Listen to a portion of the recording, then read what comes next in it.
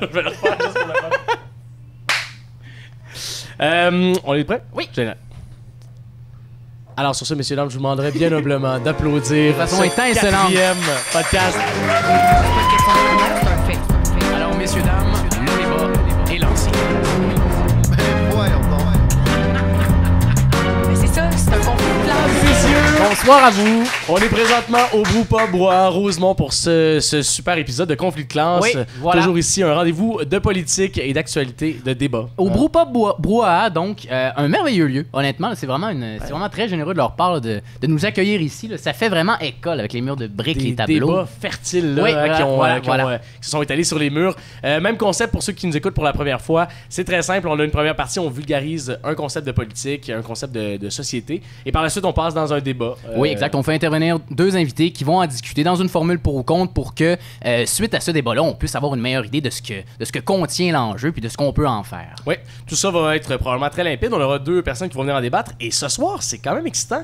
C'est pas un débat politique classique. On est dans un sujet qui va être probablement très large, mais très intéressant. C'est Facebook. Oui, pour ou contre Facebook, ben oui, il y a effectivement. tellement de choses à en dire, puis presque trop. Peut-être trop, effectivement. On va voir. Peut-être que ça va durer une édition spéciale de 3h30, ce podcast-là. Peut-être une édition spéciale de 10 minutes aussi, on sait jamais. Ouais. On sera peut-être tous et toutes d'accord en faire Absolument. voir. Merci au public qui sont avec nous ce soir.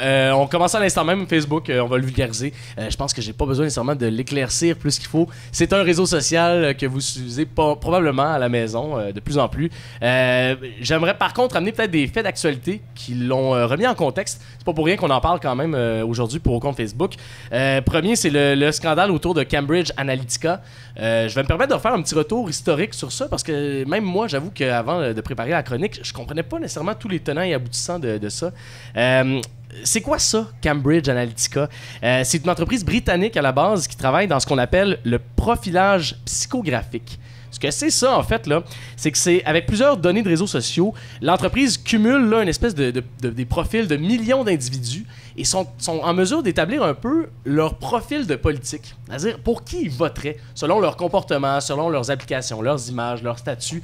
Ils font des profils comme ça et ça les aide à faire dans des campagnes électorales des données qui vont aider des partis politiques. Jusque-là, bon, c'est pas quelque chose qu'on pourrait nécessairement tenter d'encourager ou qu'on trouverait beau, mais c'est pas quelque chose d'illégal non plus. Le problème n'était pas là-dedans. Le problème, en fait, c'est qu'ils ont demandé à 270 000 utilisateurs avec l'application This is Your Digital Life de donner un peu des informations et ils ont été chercher jusqu'à 87 millions d'utilisateurs amis à ces personnes-là. C'est-à-dire qu'ils ont été en mesure, à travers ces utilisateurs-là, de passer vers des profils externes qui, eux, n'ont pas installé l'application politique pour voir leur profilage psychographique. Alors là, ça nous a amené un peu des débats sur est-ce qu'on est conscient tant que ça de ce que Facebook nous offre, de ce que Facebook peut nous amener comme outil, mais aussi de ce que Facebook peut prendre comme données de Puis à quel point nos données sont sécurisées. Oui. C'est notre sécurité privée. Effectivement, parce qu'il y a une question de confidentialité qui peut être remise en question là-dedans. Le deuxième argument deuxième argument d'actualité qui sort en place, pourquoi on parle de ça aujourd'hui, c'est l'idée des fake news. Facebook est souvent ramené comme étant un moteur de promotion de fausses nouvelles. En fait, on est souvent des fois avec un petit groupe d'individus qu'on voit toujours les mêmes nouvelles et à travers plusieurs fake news, on pourrait tendre à être désinformé. Il y a beaucoup de désinformation qui pourrait se faire. On peut ou non être d'accord avec ça, mais c'est vraiment un argument qui ressort de plus en plus. Ça crée des cercles, ça sature, ça crée des réseaux qui sont homogènes, qui ont peut-être pas accès ou volontairement ou non à d'autres idées, à d'autres options. Effectivement. Mais dans le cas de désinformation, ça fait en sorte qu'on dirait qu'on pourrait l'avoir de plus en plus, cette idée-là, vu que c'est des cercles fermés. Ce qui est intéressant également, c'est que il y a environ un mois ou deux, Facebook a enregistré là, une baisse de 19% de sa valeur, une chute de 199 milliards à la bourse. C'est quand même une chute assez grande pour une entreprise de ce volume-là. On sent donc que dans l'actualité, là, ça bouillonne. Est-ce qu'on est d'accord ou non avec Facebook? Est-ce qu'on est pour le fait de faire un profil et de donner ces données privées-là? C'est un questionnement qu'on aura ici. Les débattantes de ce soir pourront clairement en statuer. Deuxième chose, la petite remise en question que je dois faire, on parle de réseau social. Qu'est-ce que c'est un réseau social? Parce que à l'ère d'Internet et des applications, on a tendance à l'associer vraiment avec des applications web qu'on a sur nos cellulaires. Mais un réseau social, dans le monde des sciences humaines, ça fait plusieurs années que ça existe. Réseau social représente généralement, en fait, des liens entre des individus. Un réseau social, c'est un groupe finalement qui a une fonction. On pourrait avoir une famille, un groupe de bénévoles, des gens qui font une équipe de balle molle, par exemple. C'est un réseau social en sciences humaines. C'est des gens qui se regroupent ensemble et qui ont une fonction commune. Ce qui est intéressant, en fait, là-dedans, c'est que on est rendu plutôt aujourd'hui avec un média social. On est dans des groupes qui n'ont plus nécessairement un besoin commun, ou du moins un but commun. On est plus dans un groupe qui va distribuer de l'information de manière commune. Ça nous amène à moins connaître les différents membres qui sont dans nos groupes, mais on est dans un partage d'informations qui est beaucoup plus efficace que jamais. Alors, ça nous remet dans une perspective où est-ce qu'on est vraiment dans un réseau social ou un média social? Je pense que c'est une question à se poser. Il y a la règle de Dunbar qui est vraiment intéressante. Ça a été sorti en 92 par Robin Dunbar, qui est un sociologue britannique. Dans le Journal of Human Evolution, il disait qu'il y aurait un nombre maximum d'individus qu'on pourrait connaître. Et outre ce nombre-là, on ne pourrait pas vraiment avoir confiance en ces gens-là. On ne pourrait pas vraiment se dire qu'on se connaît. Et ça serait un nombre qui serait à 148. Souvent, on l'évalue à 150. Alors, ça se questionnait. Évidemment, dans la vraie vie, 150, c'est rare qu'on atteigne ce groupe-là. Dans les réseaux sociaux, évidemment, c'est quand même quelque chose de beaucoup plus commun. Là. Oui, puis tu as se demander si c'est au détriment de la valeur des relations qu'on entretient avec les... Mais est-ce qu'on a besoin d'une valeur avec ces personnes-là quand c'est un Ouais. média social? Ça aussi, c'est une question qu'on peut se poser. Alors, définitivement, plusieurs arguments qui sortent de tout bord, de tout côté dans l'actualité d'aujourd'hui sur est-ce que ça a sa place Facebook dans l'actualité. J'espère bien que les intervenantes ce soir auront une position à nous donner, en fait, là, qui va Oui, être ce serait bien rigoureuse. intéressant en fait de la connaître. Oui, absolument. Gabriel, tu nous as montré un petit historique de Facebook. C'est quand même un média social qui n'est pas là depuis si longtemps. Non, là. effectivement, ben, on a l'impression en fait qu'il est là depuis immensément longtemps, mais il est très jeune. En fait, Facebook Ben oui. n'est même pas encore majeur. Là. Ça fait juste 14 ans en fait, que Facebook est apparu. 4 février 2004, qui est lancé par Mark Zuckerberg. À la base, ça s'appelait The Facebook. Il a lancé ça alors qu'il était toujours à Harvard. En août 2006, par contre, donc 2 ans plus tard, Facebook va rejeter coup sur coup des offres de rachat de 1,5 milliard et de 1 milliard de Yahoo. Et donc, en 2 ans, c'est quand même une entreprise qui a été capable de Et qui a assumé de d'avoir rejeter aussi une croissance ces offres-là. immense. Tu sais, Oui, qui les a rejetées, impressionnant, voilà. tu sais. Il y a quelque chose de... Oui, ben déjà ça, gros, ça rapidement. avait de l'élan, visiblement.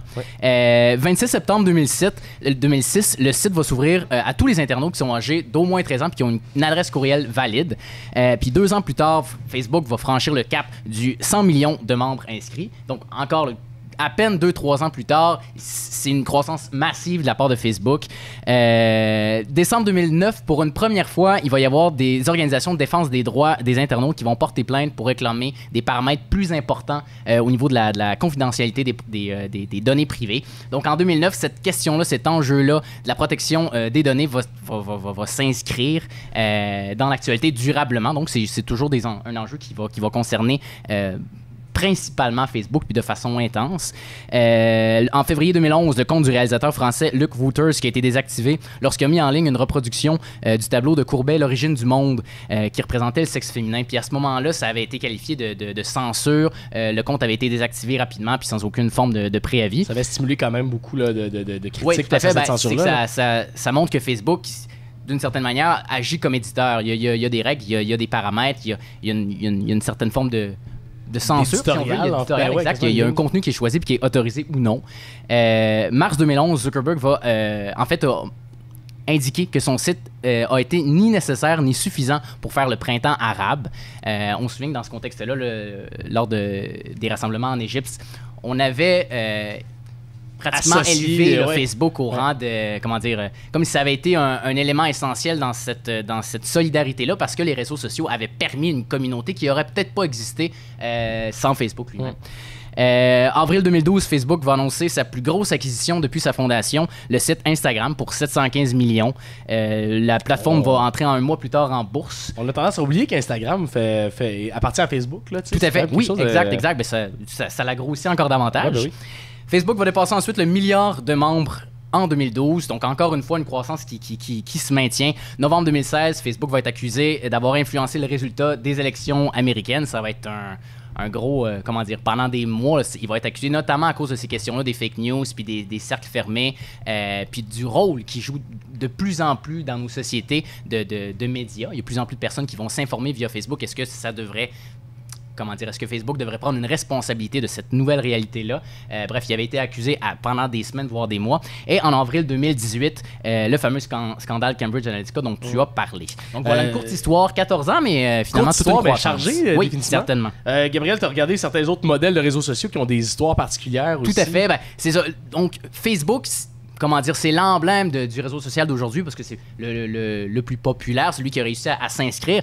Par contre, des réseaux sociaux, il y en a des dizaines et des dizaines qui naissent, qui meurent. Ça change aussi d'une région à l'autre. Mais tout le problème, c'est que ce ne sont pas tous les réseaux sociaux qui réussissent à se démarquer autant que les Facebook, que l'Instagram, que les Twitter, que les Reddit aussi qu'on connaît moins ici au Québec, mais qui a beaucoup de poids aux États-Unis. Oui, absolument. Il y a Google qui a tenté d'ailleurs dernièrement de concurrencer Facebook avec Google+, qui a finalement été un échec. Grand succès. Oui, finalement, ça n'a pas marché. D'ailleurs, il fallait en fait s'inscrire sur le réseau social Google+, pour pouvoir utiliser d'autres paramètres de Google comme YouTube, puis ça avait été fortement critiqué. D'autant plus que, en fait, les gens s'inscrivaient sur Google+, mais ils n'utilisaient pas le compte. Fait que ça créait des espèces de comptes fantômes ou de réseaux fantômes. Finalement, en 2015, Google+, c'est fragilisé, c'est écartelé en plusieurs paramètres, puis le réseau social ne survit pas à ça. En Chine, le réseau social le plus populaire, c'est WeChat, qui a atteint en mars dernier le milliard d'utilisateurs, d'utilisatrices. Ce qu'il faut comprendre, par contre, c'est que le web occidental puis le web chinois, c'est deux choses distinctes. Ouais, il y a des censures aussi qui se font d'un bord et de l'autre. Oui, effectivement, mais Facebook n'est pas permis. Ouais, c'est ça, tout à fait. Puis Facebook n'est pas permis, d'ailleurs, donc en Chine. Donc, ça fait en sorte que WeChat, ça prend un peu l'équivalent de cette ascension-là de Facebook. Un élément à noter, par contre, c'est que en Chine, les réseaux sociaux tendent de plus en plus à être instrumentalisés par le gouvernement. La Chine avait annoncé en fait en 2014 qu'elle allait mettre en place d'ici 2020 un système de notation sociale en Chine. En fait, ce qu'on faisait, c'est qu'on allait attribuer une bonne note pour, par exemple, l'achat de produits locaux, pour la publication d'un article qui vantait le gouvernement chinois, pour des commentaires favorables au gouvernement en place. Donc, plus de points dans ce contexte-là et moins de points dans le cas de critiques ou de dissidence, entre autres sur les réseaux sociaux. Qu'est-ce que ça fait quand on a moins de points? C'est ça, pour le moment... On a-tu des rabais sur l'épicerie ou ça? Non, mais pour le moment, je sais pas qu'est-ce que ça fait encore si on en a plus, mais c'est un système qui commence à se mettre en place. Mais pour le moment, lorsqu'on a une note sociale qui est pas adéquate, on peut se voir refuser l'achat d'un billet de train ou d'un billet d'avion pendant une période allant jusqu'à 1 an. Donc, ça a quand même des répercussions qui sont importantes, qui sont très, très, très, très pragmatiques d'un réseau social. À l'inverse, le réseau social Vero, qui est à distinguer d'ailleurs de Vero.tv, qui est un... Mais peut-être que Vero pourrait partir son réseau social. On a peut-être là un autre genre de dérive, mais bref. Donc, le site social Vero, qui est surtout présent en Amérique du Nord, puis qui a l'originalité de ne pas fonctionner avec des publicités, donc, par conséquent, de ne pas avoir d'intérêt à récolter des données. C'est un site qui commence à prendre de plus en plus de place. Ouais. Le site social en était venu à dire qu'à partir de 100 millions d'abonnés, ils en viendraient à mettre en place un abonnement, comme un prix d'un abonnement modique pour qu'on puisse utiliser ce réseau-là. Mais ça faisait donc en sorte qu'il n'y avait pas de publicité sur le réseau. Bref, c'est donc deux tangentes en Chine ou par Vero qui sont deux futurs possibles des réseaux sociaux. J'aime que Vero soit un moteur de changement. Exact. Mais donc, voilà, des avenirs très incertains et très nombreux pour les réseaux sociaux d'aujourd'hui. Tout ça met bien la place là, pour nos deux intervenantes qui vont venir en parler. Ouais, on a été victime d'un drôle d'événement. Oui, voilà. C'est comme ça arrive à plusieurs reprises dans des productions naissantes puis tellement audacieuses. Ben oui, absolument. Vous aurez peut-être remarqué que l'éclairage diffère il y a maintenant 4 ou 5 secondes. Ben oui, on a une jolie ombre ici même. On a un public aussi qui diffère de 15 minutes de temps dans la temporalité. Ça. Mais ça, vous ne savez pas, donc... Puis pour les gens qui l'écoutent en audio, ben, y a rien qui a changé, ça, c'est certain. Okay. On continue ça à l'instant même. En fait, on parlait justement donc du contexte de Facebook. On est rendu effectivement au moment où on parle des citations, de ce qu'on en a dit. Des commentaires que ça a suscité. Effectivement. On va commencer avec le premier. Donc, Shamat Palihapitiya, qui est l'ancien cadre de Facebook de 2007 à 2011, en charge de la croissance de l'audience. Il disait donc en décembre 2017, « Vous ne le réalisez peut-être pas, mais vous êtes programmés. Nous avons créé des boucles de feedback conditionnées à la dopamine qui détruisent la manière dont la société fonctionne. » Très positif de ce côté-ci. Sean Parker, ancien président de Facebook, déclarait en décembre 2017 « Dieu seul sait ce que les réseaux sociaux font au cerveau de nos enfants. » Barack Obama, en décembre 2017, « Je m'inquiète parce qu'aux États-Unis, cela devient la plateforme principale par laquelle les nouvelles sont transmises et reçues par les gens. À l'heure actuelle, le processus des algorithmes et les mécanismes par le biais desquels les informations sont distribuées dans Facebook renforcent les problèmes.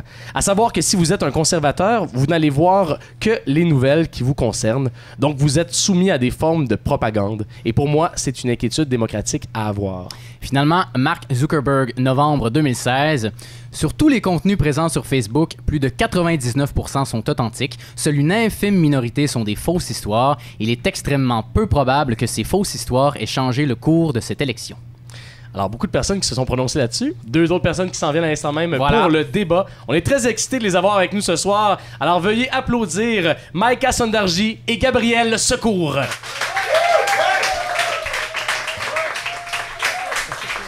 Bonsoir, bonsoir. Bonsoir. Bonsoir. Bonsoir à vous. Merci tout d'abord de vous être joint à nous pour la soirée.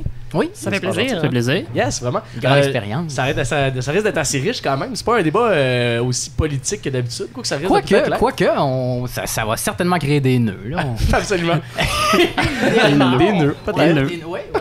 Je vais commencer avec toi, Michael. En fond, quelle position tu vas adopter ce soir? Je suis pour Facebook. On est pour Facebook ici. Parfait. Maïka, tu es candidate au doctorat à l'Université de Toronto, associée au Centre d'études critiques du développement à Toronto également. C'est sûr qu'on passe souvent votre cheminement scolaire. Un peu rapidement, décris-moi qu'est-ce que tu fais au doctorat en ce moment. Tes recherches portent sur quoi? J'essaie d'écrire une thèse en ce moment sur la Banque mondiale. Je travaille sur l'évolution des pratiques de la Banque mondiale depuis les années 80, à savoir comment y inclut les populations du Sud plus dans leur programme, le développement participatif, puis tout ça. OK.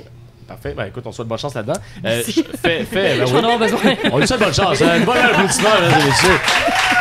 C'est pas la première doctorante, par Mais contre. donc, de 1980 à 2015. Parfait. OK. Quand même tout un mandat. Fait intéressant, t'es porte-parole de la grande transition. En mai dernier, ça s'est passé. J'aime porte-parole de la grande transition, de l'événement. De la, ouais. T'es porte-parole de cette grande transition-là également. C'est ça. Est-ce que tu peux nous expliquer qu'est-ce que c'est la grande transition, du moins l'événement? Écoute, ça s'est passé du 17 au 21 mai dernier. C'est un événement post-capitaliste, anticapitaliste. Donc, on s'est posé des questions. C'est un genre de forum, là, conférence, mais avec des académiques, des militants, tout le monde, en fait, aussi de la population là, qui voulait se poser des questions sur le système puis qui croit que le système est brisé. Ce qui est la majorité des gens. Puis donc, on a eu un gros événement. 1600 personnes ont assisté à l'événement. On a vraiment parlé là, des solutions, pas seulement de critiquer le système, mais quelles alternatives on peut mettre en place, comment on peut s'organiser pour changer le système. Donc, c'était super intéressant. Donc, quel espoir? Oui, il y a de l'espoir. Il faut s'organiser. Pour les gens qui sont anticapitalistes, dans tous les cas. Oui, les autres ont eu de l'espoir beaucoup trop longtemps. Tu es également sur le projet Femmes expertes pour l'insertion de plus de femmes dans les médias, ou du moins qu'on ait une importance à ça. C'est quoi ton rôle exactement là-dedans? C'est ça. Écoute, il y a une organisation canadienne basée à Ottawa qui fait la promotion en fait, de la voix des femmes expertes. Ouais. Des femmes, dans le fond, comme intervenantes là, dans les médias, tant à l'écrit qu'à l'oral, à la radio, à la télévision. Puis en fait, nous, avec une autre femme, Laura Chêne, on part l'aspect, le pendant là, québécois, franco-canadien, d'avoir un site web, en fait, un database là, avec toutes les femmes expertes francophones au Canada pour que ce soit plus facile pour les journalistes. Puis on essaie aussi de changer la mentalité, de croire que l'expertise, c'est un truc d'homme. Parce que la statistique, c'est que dans les médias, quand on cite quelqu'un, c'est 70% des fois, c'est des hommes, 30% des fois, c'est des femmes. Ah oui. Donc, 7 hommes pour 3 femmes. Donc, on tend à associer l'expertise, l'intelligence, la capacité de prendre la parole en public à des traits masculins. Oui. Ça a vraiment un impact sur... fait que c'est la structure là, qu'on essaie de changer, faire de la mobilisation puis, pour changer cette statistique-là. Génial. Bon, on est content d'avoir avec nous. On a un mandat ici aussi d'équité avec Confluence. Oui. On cherche vraiment à avoir la parité homme-femme pour la saison. Alors, on vous invite évidemment tout le monde à la maison si vous êtes intéressé à participer, mais également les femmes aussi, là, si vous voulez désirer participer à l'émission. N'hésitez pas à nous écrire pour ça. Merci, Maïka. On va passer à notre prochain candidat. On passe à Gabriel Secours. Ta position à toi sera contre Facebook, donc. Oui, je serai contre Facebook d'une manière un peu paradoxale, puisque plot twist, j'ai un compte Facebook. Ah! Mais, Ça, c'est un argument que tu avais eu, mais que tu laisses pas pu sortir. Excellent. Mais oui, ça va me faire beaucoup plaisir de jouer le jeu, de défendre un peu la position, mais aussi, en fait, de surtout montrer l'autre côté de Facebook. Un côté qu'on a peut-être un peu moins souvent connaissance, qui est pas, en fait, qui fait pas partie de la promotion des tenants de Facebook, des gens qui tiennent beaucoup à Facebook. Mais je vais m'attarder à ça, en fait. Montrer vraiment que Facebook, ce n'est pas que rose. Donc, ouais. En fait, on a la chance évidemment de t'exprimer un peu plus tard. Je vais juste adresser ton parcours également toi aussi. Donc, bac en art dramatique, travail en pose de revêtement de toiture, dans la construction pendant 2 ans, bac en sociologie et en sciences politiques. Est-ce que tu t'es trouvé officiellement? Ça a pris du temps, mais oui, je dirais que je me suis trouvé. Okay. Oui, parcours très hétéroclite, mais qui, au final, je trouve, me donne beaucoup en termes de bagage. Et dans le fond, ça nourrit aussi, en quelque sorte, mes intérêts de recherche que je caresse pour la science politique. Donc, oui. Mais tu as la chance d'observer dans des bien. milieux différents, définitivement, la manière dont on parle de politique aussi, là, tout à fait. qu'on agit avec ça. Donc, là, tu es présentement rendu en maîtrise en sciences politiques à l'UQAM. Ouais. C'est quoi, est-ce que tu as un sujet de mémoire actuellement ou est-ce que tu t'enlignes vers des idées de recherche un peu pour cette maîtrise-là? Oui, dans le fond, j'ai un sujet qui est assez confirmé et précis. Dans le fond, c'est un sujet qui est un peu double, puisque d'une part, je m'intéresse à l'univers qui est très large de l'anarchisme, mais plus spécifiquement, je m'intéresse à la pensée anarchiste. Et encore plus spécifiquement, je m'attarde en fait à la réactualisation contemporaine de la pensée anarchiste classique. OK. Est-ce que tu voudrais nous expliquer ce que ça représente? Donc, oui, bien sûr. En gros, en fait, je prends pour mon mémoire le cas de Rudolf Rocker, qui est un théoricien anarcho-syndicaliste du milieu du 19e siècle, qui a vécu jusqu'au milieu du 20e aussi.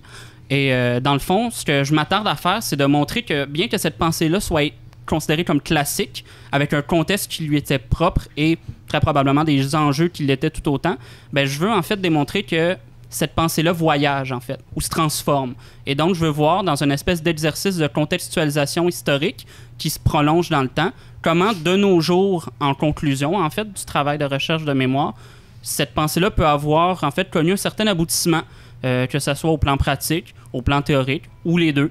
Et en fait, je veux contribuer en fait à ce champ précis-là des études contemporaines sur l'anarchiste, qui consiste en fait à réactualiser la pensée classique pour lui redonner une certaine lettre de noblesse. OK. Encore une fois, on souhaite bonne chance dans la poursuite de la maîtrise. Merci. Pour terminer, tu as été impliqué dans la coalition des luttes anticapitalistes. C'est drôle parce qu'on finit par avoir un pour et contre Facebook, mais avec 2 personnes anticapitalistes. Je pense que c'est la première fois qu'on a officiellement un contexte comme ça. On verra bien quel anticapitaliste. On peut faire ça. On vous invitera pour un autre débat. Comment tu es impliqué dans la coalition des luttes anticapitalistes? En fait, c'est pas nécessairement avec un poste qui est formel à proprement parler, là, mais c'était surtout au niveau de l'organisation militante. OK. Que ça soit pour des manifestations en fait, qui relient toutes sortes d'enjeux, mais spécifiquement pour les manifestations du COB, qui est dans le fond le collectif opposé à la brutalité policière, pardon. Et surtout, en fait, mon militantisme date de 2012, où durant justement le mouvement étudiant de 2012, j'étais très impliqué avec la CLAC au niveau justement de l'organisation de manifestations, mais aussi au niveau d'organisation de ressources pour ce qui est de la tenue de Black Bloc, ou de manifestations plus musclées, en fait, contre les forces de l'ordre. 2 personnes qui ont définitivement leur expérience en politique qui vont s'affronter ce soir pour et contre Facebook. On vous souhaite un gros bonne chance. Merci d'être là encore une fois pour ce débat-là. Ce sera Gabriel qui poursuivra avec la modération du débat. Voilà, un débat donc assez simple. Vous connaissez la formule. Un tirage au sort qui a fait en sorte que ça allait être Monsieur Gabriel Secours qui allait commencer à introduire son point de vue par rapport à Facebook. Un premier 3 minutes, suite auquel Maïka, tu vas enchaîner avec un 3 minutes également. On va se lancer dans le débat en bonne et due forme pour environ 20 minutes. Et puis finalement, vous aurez 1 minute pour conclure sur vos dernières idées.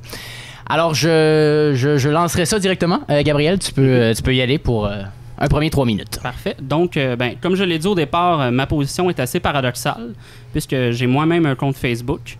Par exemple, ma relation avec les médias sociaux et les réseaux sociaux a toujours été une relation un peu pessimiste, ou en tout cas modérée, je dirais. Dans le sens où Facebook a inévitablement un attrait dont on va très probablement discuter plus tard. Puis même un attrait qui est, selon certaines, confirmé biologiquement. Vous avez parlé de dopamine tout à l'heure, puis je souhaite en reparler aussi, parce qu'il y a quand même quelque chose d'assez intéressant par rapport à ça. Mais en gros, ma position par rapport à Facebook se traduit surtout par une position qui est paradoxale et qui se manifeste dans un certain dilemme. Donc, depuis que j'ai Facebook, ce qui fait environ 5 ou 6 ans à peu près, j'ai toujours été en dilemme et je le suis même encore constamment, à savoir, je réévalue toujours en fait ma relation avec ce réseau social-là. Pour bien sûr en fait rester en conformité avec mes valeurs et mes principes par rapport à ça. Mais c'est aussi pour chaque point qui, je le reconnais, est quand même positif à Facebook. On ne pourra pas nier que ça a quand même eu des avancées qui sont intéressantes. Ben, j'ai toujours en fait mis de l'avant qu'il fallait considérer l'autre partie, qu'il y avait toujours quand même un côté négatif à la chose, qu'il fallait pas nécessairement l'écarter en fait pour bien avoir une bonne position et une bonne connaissance en fait du réseau social. Puisque d'une certaine façon, ça paraît très simple. On se fait un compte, on regarde des photos, on publie des photos, on va chercher de l'information. Mais vous l'avez déjà démontré dans l'introduction, il y a quand même une complexité qui articule tout ça et qu'on n'a pas nécessairement conscience. Donc aujourd'hui, en fait, j'ai accepté de venir surtout pour mettre de l'avant certains phénomènes qui, à mon sens, sont problématiques avec Facebook et donc qui pourraient peut-être, à mon sens, je l'espère, faire en sorte que des gens qui nous écoutent ou plus largement aient une considération plus accrue de leur utilisation des médias sociaux et de Facebook particulièrement. Et je voulais terminer cette introduction-là avec une petite citation. Vous avez déjà cité Sean Parker.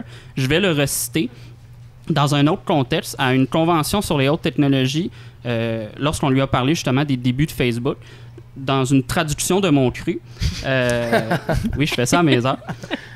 En gros, il dit que pour ce qui est de Facebook, la manière qu'on consomme Facebook, ça a été exploité par rapport au fait que ça témoigne d'une faiblesse de la psyché humaine. Donc, encore une fois, je trouve des propos qui sont très forts de la part de gens, de lui en particulier, qui est un des instigateurs du projet.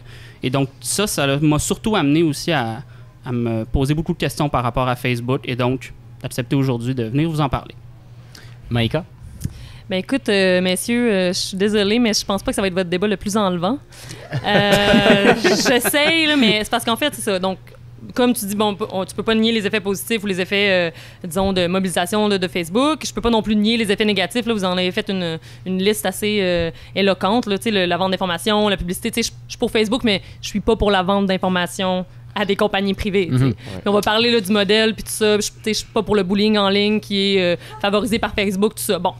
Mais après ça, moi, c'est comme... je l'ai pris plus comme technologie de réseau social. Puis ça, je suis pas contre ça comme nouvelle technique de socialisation. Puis je pense qu'il y a un peu un argument traditionnaliste là, de dire que les nouvelles technologies, c'est toujours un peu négatif. Là. Je fais un parallèle avec la machine à vapeur, les mouvements de gens contre la machine à vapeur ou contre le téléphone ou contre la télévision. Il y a toujours eu ces mouvements-là. Mais je pense que on peut se réapproprier Facebook. Puis les effets positifs majeurs, ce serait en termes de mobilisation. Là, on a mentionné le printemps arabe, puis je pense pas que le Facebook a créé ou a même parti les révolutions, mais les gens qui étaient impliqués dans ces révolutions-là, les groupes militants, ont quand même mentionné là, le fait que ça a aidé à augmenter, pas le network, mais la densité, ce qui augmente la rapidité avec laquelle on peut créer un mouvement. Puis je pense qu'on va parler aussi du fait que ça crée des réseaux. Là, tout le monde se connaît, puis tout le monde, on a toujours un peu accès aux mêmes informations. Mais ça, pour des groupes militants, puis des groupes de défense des droits humains, puis des groupes minorisés, des groupes de femmes, des groupes marginalisés, c'est plus utile pour créer des mouvements, pour avoir des mouvements politiques, pour avoir des gens avec qui tu te sens à l'aise. Moi, je suis sur un groupe de sexualité féministe où on peut se permettre de parler ouvertement parce que c'est un groupe fermé de différentes choses, tout ça. Donc, je pense que pour des groupes militants ou marginalisés, ça peut être très utile comme outil de mobilisation sociale. Fait que ça, c'est à non négliger. Aussi pour le partage, par exemple, de vidéos de violences policières ou d'autres choses qui peuvent aider des mouvements. Ne pas les créer, mais aider ou empower certains groupes dans la population. Puis deuxième point important, je pense, c'est la démocratisation de la place publique. Parce que si on est contre Facebook, on devrait aussi être contre la télévision puis les radios, surtout les radios poubelles ou différentes chaînes de radio qui ont une vision très hiérarchique de c'est quoi l'expertise, qui a le droit de parler sur la place publique. Puis ces gens-là, c'est des élites économiques, politiques, qui sont là depuis toujours. C'est des hommes blancs qui vont toujours parler, qui vont toujours avoir la parole. Puis je pense que Facebook a un intérêt au sens où tout le monde peut mettre des idées. Là, on va parler des fake news. Tout le monde peut partager ses idées et donc des gens avec qui on n'a pas nécessairement envie de parler ou donc on pense que leur discours est haineux ou n'a pas sa place. Mais après ça, mon point sur la démocratisation, c'est que si on est pour une démocratisation radicale, on est pour le fait de parler avec ces gens-là. On est obligé, si on est pour le principe de démocratie, tu sais. Après ça, comment on le fait, puis tout ça. C'est pour ça que là, bon, mon point final, c'est que je suis pour un Facebook régulé au niveau du contenu, en termes de fake news, puis tout ça, de discours haineux. Je suis pour un Facebook qui est régulé au niveau publicitaire, pour un Facebook qui est taxé, ou bien qui ne serait plus une entreprise capitaliste. Donc, rendu là, ce serait pour moi, c'est pour ça que je suis pour Facebook, mais tu sais, je suis pour un Facebook open source, démocratisé, régulé, tu sais. En tout cas, je comprends. C'est pour ça que c'est moins enlevant. T'es pour le canal de Véro TV, c'est ça. C'est ça. Pas avec écrire avec Véronique Cloutier, je pense, après ce débat-là. Mais parce qu'effectivement, il y a de nombreux points qui sont reliés à Facebook. Et fort probablement qu'il va y en avoir qui vont faire consensus sur la question de la communauté que crée Facebook ou non. Parce que sans aller nécessairement sur le modèle économique de Facebook en tant que tel, puis la manière avec laquelle les données privées sont les deux anticapitalistes sont d'accord. Oui, c'est exact. Mais sur la question, on aurait dû parler de ça. Sur la question de cette communauté-là, quelle est-elle? Est-ce qu'elle est souhaitable, cette communauté-là de centaines d'amis? Est-ce qu'il y a quelque chose de sain démocratiquement dans ça, ou est-ce que ça atomise les gens? Est-ce que le fait de se projeter en ligne, ça crée pas quelque chose socialement? À ce niveau-là, dans la manière avec laquelle on l'utilise, qu'est-ce que Facebook aurait de bénéfique ou de néfaste, là? Okay. Ben, par rapport à l'idée, je commencerai avec l'idée de communauté. Comme Michael a déjà dit plus tôt, je peux pas nier le fait qu'effectivement Facebook crée des communautés. Puis pas juste au niveau militant, des communautés en rapport avec toutes sortes de domaines de la vie en société, que ce soit des communautés d'amateurs de voitures ou de consommateurs de produits véganes. Je veux dire, tout le monde peut y trouver dans une certaine mesure son compte. Donc, il y a ça qui est quand même assez intéressant, surtout pour des gens qui peuvent se sentir d'une certaine façon rejetés, que ce soit par leur marginalité purement politique ou une marginalité quelconque. Ben, justement, on peut quand même avoir accès à des groupes ou des communautés qui partagent les mêmes intérêts et donc qui peuvent justement nous renforcer socialement. Fait que dans le fond, t'es de mon bord. Oui, c'est ça. Par rapport à ça, comme je l'ai dit, je fais mon avocat du diable. Donc, j'arrive avec le mauvais côté. Vous parliez d'atomisation des individus et, encore une fois, oui, je suis tout à fait d'accord avec ce principe-là. Puis même, je dirais que c'est à un degré qui est quand même assez important, peut-être aussi important que l'aspect de la communauté. Je trouve que Facebook atomise en effet les individus parce que ça va très probablement un lien avec le modèle économique qu'a Facebook. Mais en fait, c'est parce que ça correspond ou ça entretient une culture sociale particulière qui, à mon sens, est parasitaire. Qu'est-ce que tu veux dire par parasitaire? Dans le sens où, comment je pourrais donner un exemple quand même assez concret, quand on publie une photo, là, je ne parlerai pas d'Instagram, puisqu'Instagram est surtout pour ça, là, mais dans le cadre de Facebook, par exemple, lorsqu'on pose une photo, je dirais qu'inévitablement, on s'attend à quelque chose de cette photo-là. On s'attend à des réactions.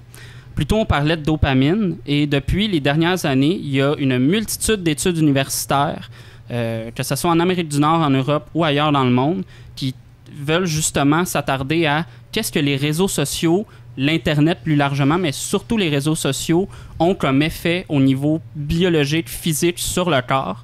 Et notamment à l'Université de New York, il y a une chercheuse qui a en fait comparé l'utilisation de Facebook avec l'addiction au jeu. Dans le sens où la dopamine, qui est en fait une molécule particulière, que grosso modo on pourrait appeler la molécule de l'excitation, qu'on compare de manière quand même assez générale à l'adrénaline, mais qui n'a pas nécessairement la même fonction. L'adrénaline, c'est vraiment la molécule qui, sur le moment, lorsqu'on vit une expérience intense, propulse le corps, nous donne de la puissance, de la force, de la vitesse, etc. Mais la dopamine, lorsqu'on parle au niveau de l'excitation, c'est surtout dans l'attente de. Donc, à ce moment-là, la chercheuse, ce qu'elle a démontré, c'est que les gens qui publient une photo sur Facebook sont à peu près comparables à des gens qui actionnent la manivelle au niveau de la machine à sous et qui attendent, en fait, qui espèrent plutôt avoir la tombée des likes. Exactement. Et là, à ce moment-là, très belle expression, ça serait la tombée des likes ou des réactions. Donc ça, je trouve que, à mon sens, ça atomise les gens puisque on en vient à vraiment s'individualiser de par la projection qu'on a de notre personne. Donc on va publier des photos, publier de l'information, mais qui, d'une certaine façon, a comme objectif, à mon sens fondamental, de nous renforcer personnellement et socialement, dans notre inscription dans par exemple, une communauté quelconque. Ben ça, écoute, je vais rebondir là-dessus.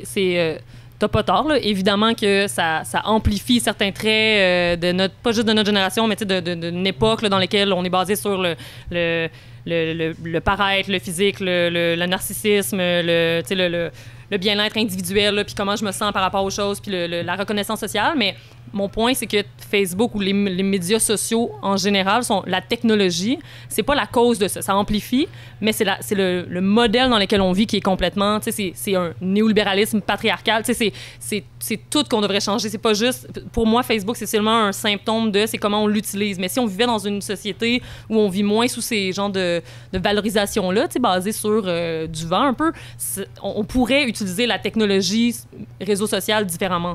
Mais en fait, je me permettrais peut-être de reposer la question d'une autre manière, d'entendre ta réaction. En fait, c'est intéressant parce qu'on je parlais tantôt de réseau social et de médias sociaux. C'est que, est-ce que c'est vraiment le système qui nous amène aujourd'hui à être en recherche de likes, ou c'est pas même cette idée de médias social qui fait en sorte que quand un regroupement d'humains sont ensemble sur une plateforme qui serait libre ou non, est-ce que c'est pas justement cette idée-là, donc de réseau social, qui fait qu'on est en recherche de dopamine? Je me questionne, en fait, là, je lance l'idée peut-être de même, là, juste peut-être pour reprendre les mots, mais la vraie question, c'est plus, est-ce que c'est le réseau social qui fait ça et non pas le système? Oui. C'est peut-être là où j'aimerais t'entendre. Ben, je suis en complet désaccord avec ça, parce que en tout cas, je pense que les hommes, vous vivez un peu moins ça, mais comme femme, si on vit le regard de l'autre constamment, on se regarde toujours les unes les autres à savoir comment on est habillé, qu'est-ce qu'on représente, qu'est-ce qu'on projette, c'est quoi la reconnaissance sociale qu'on a quand on parle en public, tout ça. Donc, je pense que je dis pas que ça l'amplifie pas du tout, c'est pour ça que ça, c'est un des points sur lesquels on est un peu plus d'accord, mais c'est absolument pas les médias sociaux, les réseaux sociaux qui ont créé ce désir de reconnaissance, ce désir de validation-là. On dirait que ça le met plus en scène, là, puis ça a l'air plus puéril, puis ça l'amplifie, mais je pense qu'on devrait se réapproprier Facebook avec les côtés positifs pour peut-être gérer plus ça, là, mais est-ce que Facebook, tel qu'il l'est, en vient à être bénéfique dans un contexte qui est malade, ou c'est simplement une espèce de relais qui fait juste continuer ça? Par rapport à la valorisation de posts comme ça, ça l'amplifie, là, comme je disais. Donc, c'est pas... en ce moment, la manière dont est géré Facebook, la manière qu'on a de l'utiliser. C'est pour ça que c'est pas juste... Je pense que si on changeait le modèle économique, peut-être que ce problème-là resterait, t'sais. Je pense que ce serait plus de changer les valeurs dans lesquelles on vit, comment la socialisation qu'on a, le modèle économique changerait énormément ce genre de valorisation dont on a besoin là, d'individualité. T'sais. Ça, c'est le néolibéralisme. C'est pas Facebook qui a inventé ça, le fait qu'on est plus individualiste que communautaire. T'sais. Donc, je suis d'accord. Mais est-ce que ça crée quand même... Comment dire? Dans le cas de la révolution arabe ou dans d'autres formes de révolution qu'il y a eu de militantisme qui ont pu prendre ou tirer profit de Facebook, là, il y a quand même... Est-ce que là, une communauté... Oui, donc si on revient à ta question du départ, donc atomisation versus communauté, l'aspect positif, je pense, qui est plus important que les aspects négatifs dont tu parles, c'est que ça a créé des communautés dans certains cas qui ont permis des révolutions sociales, mais là, c'est l'exemple parfait, là, le printemps arabe en Tunisie, en Égypte. Si en Tunisie, le vidéo du vendeur qui s'était fait immoler n'avait pas été partagé, plein de gens n'auraient pas eu accès à ce genre se seraient pas joints au mouvement. Le mouvement a été extrêmement rapide et amplifié à cause du réseau social, tu sais. Fait que je pense que dans ce cas-là, ça donne plus de pouvoir à des gens, puis la connexion, la densité de la connexion aide à beaucoup de mouvements, là. Okay. Si je peux peut-être rebondir là-dessus. Oui. Malgré ma position contre, je peux pas nier le fait que je suis quand même en accord avec ça. Je pense que vous êtes vraiment d'accord. On va vous mettre dans le milieu. Tant sur les pour que sur les contre. On va coller les pupitres. Ça va symbolique. On va vous rapprocher progressivement. Mais encore une fois, je vais faire mon rabat-joie, puis je veux quand même amener l'aspect peut-être plus sombre de ça. Oui, ça crée des communautés, mais ça crée des communautés aussi qui sont peut-être moins souhaitables.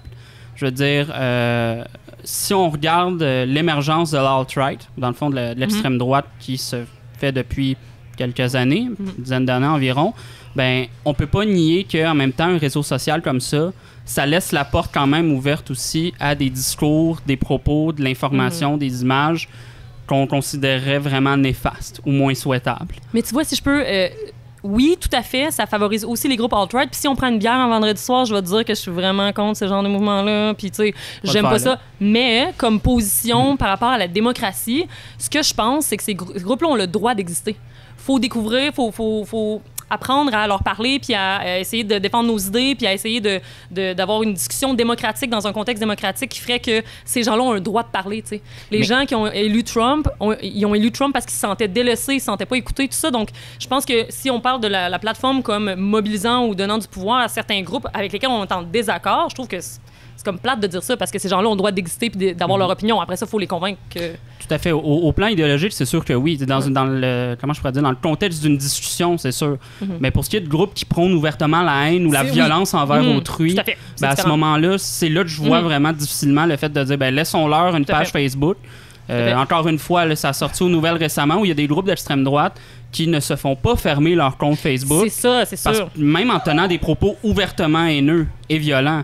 Donc, à ce moment-là, c'est complexe un peu aussi. Puis le contexte de Facebook, est-ce qu'il crée en lui-même, comment dire, des racines à des clubs hyper sélects ou des espèces de cercles d'amis, entre guillemets, qui s'auto-nourrissent puis qui en viennent à créer puis à s'auto-appuyer. Puis ça crée peut-être... Est-ce que ça favorise pas l'émergence encore plus fortement de groupes extrémistes ou qui entre eux, parce que ne se laissant pas avoir accès à d'autres contenus, se valorisent puis se... J'ai pas compris ta question. Répète ça. Est-ce que Facebook crée des contextes propices à ce que des groupes extrémistes prennent le relais puis prennent la vague? Tout à fait, mais tu sais, si tu poses la question à la majorité des gens, ma famille inclus, ils vont dire que je suis dans un groupe extrémiste.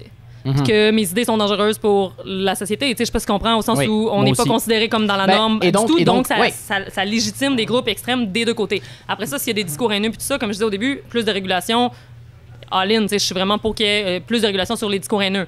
De la manière dont c'est fait en ce moment, je sais pas si vous savez, là, la régulation des discours haineux puis des images sur Facebook, c'est des gens genre en Asie qui sont payés un salaire minimum extrêmement bas puis qui font ça toute la journée. Ça crée des suicides puis tout ça. Donc ça, c'est pas non plus un bon modèle parce que le modèle économique, c'est une entreprise qui veut faire du profit.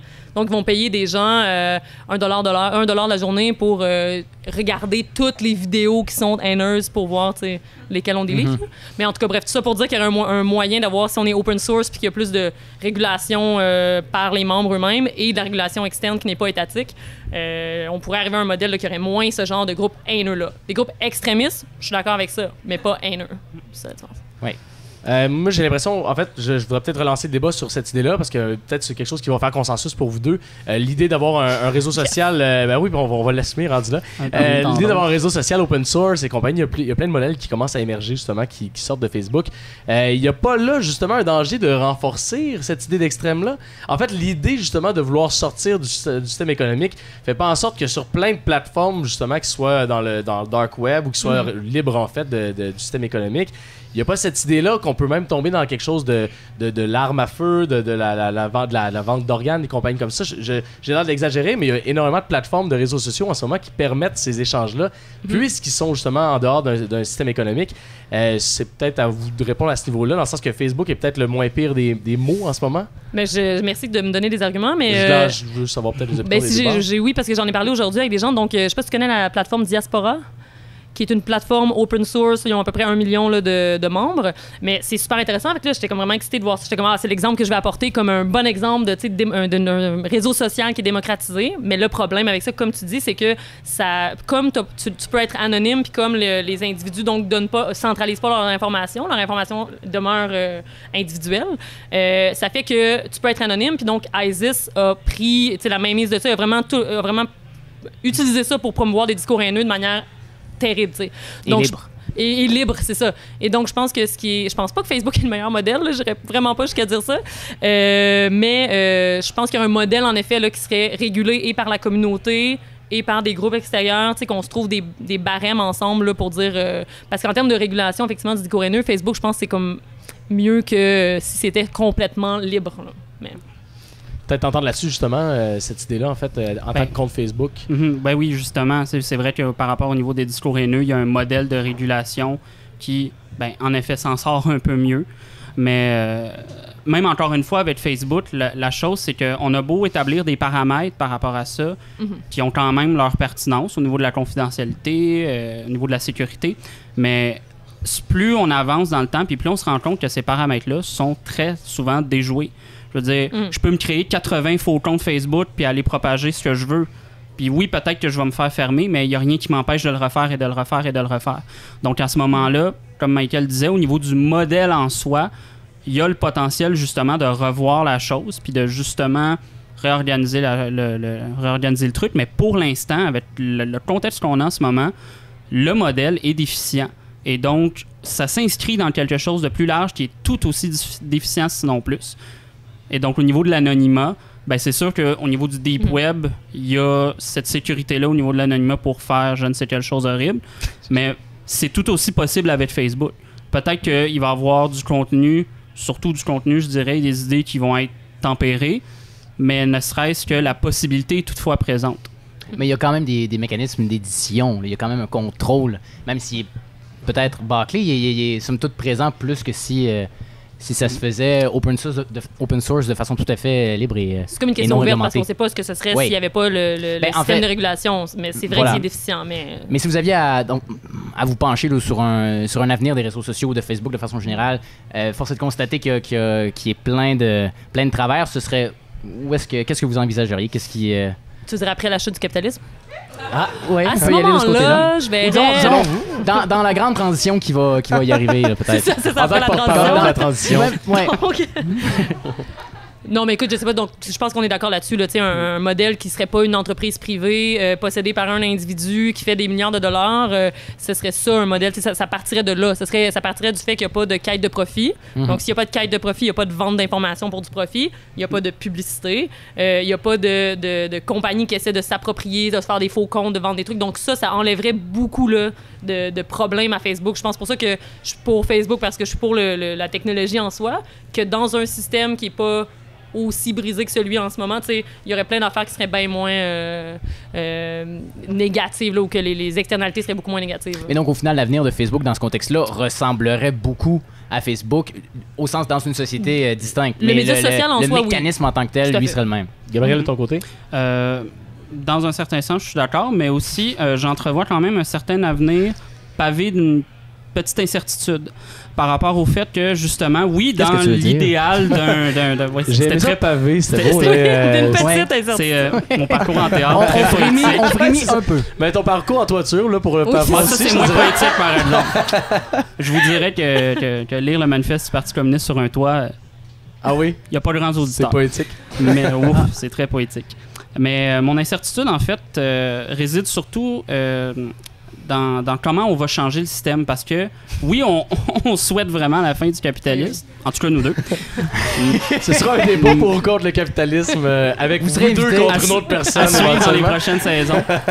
Mais dans justement la considération du fait que le système ne changera très probablement pas dans les 5 prochaines 10 prochaines années. C'est vraiment optimiste. On va dire oui pour l'instant, mais j'essaie de voir plus tard. Aussi, je voulais en venir avec ça. Oui, par rapport à l'incertitude, je reviens encore au plan personnel, individuel, puis dans l'idée de l'atomisation. C'est que je me demande, avec le temps, quelle place va vraiment occuper les réseaux sociaux dans nos vies. Déjà, en ce moment, elle occupe une place qui est quand même phénoménale, fondamentale. À différents degrés, bien sûr. Il y en a qui, justement, sont moins accros, entre guillemets, aux réseaux sociaux que d'autres. Mais il y a quand même, je crois, une tendance qui va en s'amplifiant, qui m'inquiète, dans le sens où, justement, on en vient à se déresponsabiliser sur les réseaux sociaux, mais d'une manière qui est incroyable. Puisqu'en fait, lorsque quelqu'un a un accident, le premier réflexe qu'on a, généralement, c'est de sortir notre téléphone puis de mettre une vidéo. Encore une fois, à ce moment-là, il y a des gens, bien sûr, qui sont animés d'une intention altruiste de dire j'ai mis la vidéo justement pour, par exemple, retrouver quelqu'un qui est en délit de fuite. Mais il y a inévitablement des gens qui, bien sûr, vont mettre la vidéo pour le capital social, je dirais, de l'attention par rapport à ça. De concentrer l'attention sur sa personne ou de dire regardez, j'étais là ou j'ai performé telle chose. Donc, c'est sûr que l'avenir que j'entrevois en ce moment, oui, il y a cette considération-là qui m'anime et qui est importante. Mais bien sûr, je reste quand même ouvert avec l'idée qu'il y a une alternative, il y a d'autres façons de faire. Puis en fait, je souhaite fortement qu'on aille de grandes discussions de société par rapport aux réseaux sociaux et plus largement aussi par rapport aux technologies, parce que tout ça est imbriqué dans une certaine mesure. Facebook participe aussi à ce développement des nouvelles technologies-là qui, d'une manière paradoxal, le renforce lui-même aussi. Donc, en ce moment-là, ce que j'entrevois, c'est une certaine incertitude, oui, mais en même temps, j'ai quand même espoir pour la suite. Mais donc, vous entrevoyez pas, parce que j'ai un élément qui me tique un peu, vous entrevoyez pas que, disons, dans cette progression-là des réseaux sociaux de façon générale, est-ce qu'on n'en vient pas à un moment où, à mesure que nos connexions se déploient, à mesure qu'on en vient à être centré sur soi-même puis être reclus dans son sol pour parler au monde entier, est-ce que là, Gabriel, c'est toi qui aurais dû Oui, c'est ça. Non, mais mais je comprends. c'est qu'il y a de plus en plus de personnes, des amis personnels qui font le choix de sortir de Facebook justement parce que il y a peut-être ce décalage-là qui est en train de se créer dans les relations sociales en tant que telles. Mais écoute, ouais, donc, est-ce que là, dans les réseaux sociaux, dans cette expansion-là, il n'y a pas un danger? J'espérais tellement que tu sortes cet argument-là. Je pensais que ça allait être ça la ligne principale. Mais je comprends pourquoi tu amènes cet argument-là. Mais je trouve tellement que c'est être comme réfractaire au changement, tu sais. Parce Oui. que, tu sais, l'argument de dire « Oh mon Dieu, Facebook, on a plus d'amis, mais c'est moins, ça a moins de valeur, tu sais, c'est moins meaningful, puis tout ça. » Tu sais, moi, j'ai vraiment beaucoup d'amis Facebook avec qui je partage quelque chose de très intense. Tu sais, on partage des informations, on a des débats, tout ça. C'est plus politique, là, disons, qu'émotionnel, mais ça a un effet dans ma vie, puis c'est positif. De l'autre côté, j'ai des amis. J'ai des amis, j'ai des amitiés de valeur profonde avec un certain nombre de personnes qui est pas, ça n'a pas changé avec Facebook ou non. Ça repositionne le débat, puis ça change notre manière de vivre de nos relations, puis ça change notre manière de vivre avec l'autre, puis tout ça. Donc tout ça, ça change. Mais faut changer avec la technologie, puis comme trouver des manières de réguler ces technologies-là. Ouais. Mais ça, je pense que c'est un argument en tout cas, je pense qu'il y avait des gens qui étaient individualistes ou plus atomisés avant ou après aussi. Je pense que les réseaux sociaux n'ont pas un effet sur cette... Il y a un effet certainement, mais qui n'est pas négatif au point de dire on devrait fermer tous les médias sociaux, les réseaux sociaux, parce que ça nous atomise plus que ça nous connecte. Ou que ça change, qu'on n'a plus de relations de valeur. On a seulement des relations casual, un peu meaningless sur Facebook. Ouais. Je voulais juste mentionner que j'avais des amis, en fait, c'est juste ça. Non, mais je suis effectivement, ils sont contents d'être discutés avec toi. Puis, de ton côté, est-ce que d'après toi, il y a ce... Il y a des gens qui lèvent la main ici, là, qui témoignent. Il y en a deux. Au moins, t'as 3 amis Facebook, là, au moins, je pense. Il y a quand même un fan club. Mais donc, il n'y aurait pas comment dire, de raccourcissement ou de diminution du cercle social qui pourrait être plus fort avec des relations sociales d'humain à humain. Ce serait pas à risque là, si les réseaux sociaux prennent de l'expansion? Ou est-ce que ça le serait? Ça serait à risque, je crois. Peut-être pas, pas à un degré phénoménal, mais je crois quand même qu'il y aurait un certain risque. Je me porte un peu garant d'une position un peu plus humaniste et utopiste de la chose, mais moi, j'aime beaucoup les relations interpersonnelles de personne à personne. Et voilà, mais donc, est-ce qu'il y a un risque que ces relations-là en viennent à diminuer ou à être moins nombreuses à mesure qu'on agrandit nos relations dans le monde sur Facebook ou sur des réseaux sociaux? En ce moment, je crois que oui. Dans l'avenir, c'est sûr que si les médias sociaux prennent une place qui est de plus en plus importante dans nos vies, j'aurais tendance à croire que dans une certaine mesure, oui. Puisque oui, on peut avoir 3500, 4000 amis, mais si on a un de ces amis-là, en fait, qui vit à l'autre bout de la planète, qu'on n'a pas nécessairement une relation directe, puis en fait, tantôt, vous parliez justement de la distance des relations dans votre introduction. Quel impact ça a au niveau purement personnel chez les individus? À ce moment-là, je veux pas dire que plus la relation est loin puis moins elle est importante, mais en fait, qu'est-ce que ça signifie d'avoir une relation qui est aussi distante en termes de proximité? Quel impact elle a? Elle a surtout un impact de renforcement social, je pense. Les gens vont voir leur nombre d'amis. Ils vont dire « Wow, j'ai de l'attention, j'ai cette concentration-là de personnes qui sont reliées avec moi d'une manière ou d'une autre, que ce soit par le partage d'un intérêt ou quelque autre façon dans la vie de tous les jours. » Donc, à ce moment-là, c'est ça mon questionnement, surtout, c'est de savoir si les réseaux sociaux, dans l'avenir, prennent une place qui est de plus en plus importante dans nos vies, justement, au plan social, sociologique, personnel, quel impact ça risque d'avoir aussi. Mais en même temps, tu sais, ces gens-là qui habitent loin géographiquement, tu sais, je travaille en relations internationales, puis je milite beaucoup pour le plus de solidarité internationale. On a souvent l'impression que les gens plus près de nous géographiquement, on est plus proches, ça a plus de valeur. Tu sais, c'est plus des gens avec lesquels on peut avoir des relations, tu sais, soutenues de valeur. Mais moi, j'ai habité à différents endroits, j'ai voyagé dans différents endroits. Tu sais, mais les gens avec qui j'ai habité au Burkina Faso, je leur parlerais plus aujourd'hui si c'était pas de Facebook. Tu sais, on aurait perdu. Puis même des gens avec qui je suis allée au secondaire puis au primaire, tu sais, for God's sake, qui habitent à 1h30 d'ici, tu sais, je leur parlerais moins. Donc il y a ça, il y a le fait que tu peux garder des relations avec des gens dans le passé avec qui tu n'aurais jamais discuté sinon. Puis tu as aussi des gens géographiquement loin avec qui tu peux garder un contact. Puis un contact, là, il y a des gens, moi, que j'ai fait mon doc à Toronto. Il y a des gens avec qui je parle à Toronto plus souvent que des gens avec qui j'habite dans la même ville, tu sais. Puis c'est des relations vraiment, là, tu sais, d'amitié forte. Là. Donc je pense que l'idée de la géographie, c'est pas, ça rend pas les relations moins sérieuses. Puis j'ai probablement gardé plus d'amitié auxquelles je tiens avec Facebook que sans. Ben, je vous remercie beaucoup. On finirait peut-être donc avec une minute de conclusion pour en venir à voir comment vous pourriez résumer vos idées. Vous pouvez la faire ensemble si vous voulez. Ça risque d'être ça, on dirait. En tout cas, ça sera pas très, très différent. Mais oui, Gabriel, pour commencer. D'accord. En gros, pour conclure, je dirais bien sûr que, effectivement, inévitablement, Facebook est important maintenant. Facebook va rester important, je crois, dans l'avenir aussi. Pour les points qu'on a dit, bien sûr, pour le militantisme ou pour l'avancement de manière générale, c'est un outil qui maintenant a fait ses preuves, je crois, au niveau communicationnel, au niveau de l'information aussi. Sauf que je martellerais d'une manière importante toujours l'importance de faire bien attention à notre utilisation qu'on en fait. Parce que la tentation est forte, en fait, de voir ce média social-là comme en fait quelque chose de banal, quelque chose de purement factuel ou de purement divertissement, en fait. Alors que, ben justement, oui, ça peut être un divertissement, mais il y a son autre côté qui est pas nécessairement positif. Un exemple que j'ai pas nommé, que je voulais en parler plus tôt, en fait, c'est au niveau de la cyber-intimidation. Ça, c'est un enjeu qui m'intéresse beaucoup et qui m'interpelle beaucoup. En fait, qu'aujourd'hui, c'en est aberrant, que justement, un jeune ou une jeune qui vit de l'intimidation à l'école n'a plus de répit. Je veux dire, avant, dans mon temps, je fais de l'agisme sur moi-même. À l'époque, je dirais même, plus poétique.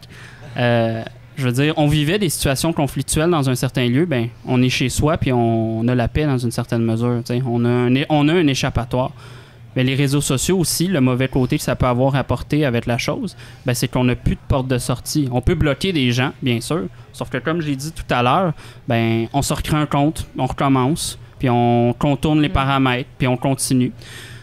Donc, cet exemple-là, en fait, canalise, j'ai l'impression, toute ma position, dans le sens où, au niveau de l'individu, puis au niveau de la communauté aussi, paradoxalement, il faut toujours avoir en tête que l'utilisation qu'on fait d'un média social comme Facebook doit, à mon sens, être tempérée. Puis là, ça fait peut-être un peu papa ce que je dis, là. Quand j'aurai des enfants, ils me le diront. Mais faut avoir une vision de la chose qui est quand même assez tempérée. Puis être sur Facebook, en fait, pour les bonnes raisons. Maïka? Ben écoute, c'est ça, là, on est d'accord sur certains points, là, entre autres, je peux pas être pour le cyberbullying, là. Je pense qu'il devrait y avoir beaucoup plus de régulation. Je pense que les côtés positifs en termes de pour la mobilisation sociale, pour la connectivité, pour la densité du network, qui peuvent amener plein de créer plein de mouvements ou encourager plein de mouvements de groupes marginalisés, ça, je pense que c'est super important. L'idée de la démocratisation de la place publique, comme on a dit, je pense que ça donne la parole à plus de gens qui sont pas partie des élites traditionnelles. Puis ça, c'est intéressant. Mais là, bon, on est d'accord sur le fait de réguler davantage pour le contenu, l'intimidation en ligne, tout ça, réguler le modèle publicitaire ou juste éliminer le modèle publicitaire. Je pense qu'il y a un truc dont on n'a pas parlé beaucoup aussi quand tu parlais d'un Facebook alternatif, là, c'est que les gouvernements mettent leur culotte puis taxent les compagnies en général, mais Facebook aussi. Puis on pense que c'est difficile, pas de moyens, Netflix, c'est-tu difficile de les taxer? Mais je pense qu'il y aurait vraiment un moyen là, de réguler davantage, de taxer davantage pour qu'une compagnie comme ça ne puisse pas faire autant de profit sur nos informations. C'est démocratique, mais au final, c'est une personne qui se fait de l'argent, tu sais. Puis empêcher, bon, ça, de partager de l'information à des compagnies, puis ça, évidemment, là, en termes de vie privée. Mais sinon, écoute, je vais t'ajouter sur Facebook. Ouais, c'est ça. On en jase. À la bonne heure. Ben, je vous remercie beaucoup. On va continuer sur Facebook, peut-être. Merci à vous de vous être prêté au jeu. Merci. Bon applaudissement. C'est ce qui met fin à notre podcast Conflit de classe. Merci au public dans la salle. Merci au Brou-Pop Brouhaha pour ce lieu fertile, encore une fois. Oui. Pour le public à la maison, ajoutez-nous sur Facebook, hein? Sur Instagram, peut-être vous abonnez à notre compte YouTube. Conflit de classe. Ben oui, là, c'est absolument, correct. Conflit de classe. Oui. Cette fois-ci, c'est On correct. prend position. Et sinon, on se revoit la semaine prochaine pour un autre podcast de Conflit de classe. Merci beaucoup. À la semaine prochaine.